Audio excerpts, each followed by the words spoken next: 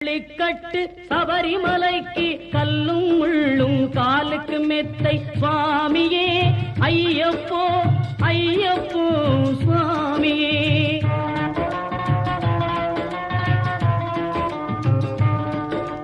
நெய்யபிஷேகம் சுவாமிக்கே, கற்பூர தீபம் சுவாமிக்கே, ஐயப்பன்மார்களும் கூறிக்கொண்டு ஐயனை நாடி சென்றிடுவார், சபரிமலைக்கு சென்றிடுவார் சுவாமியே ஐயப்போ ஐயப்போ சுவாமியே.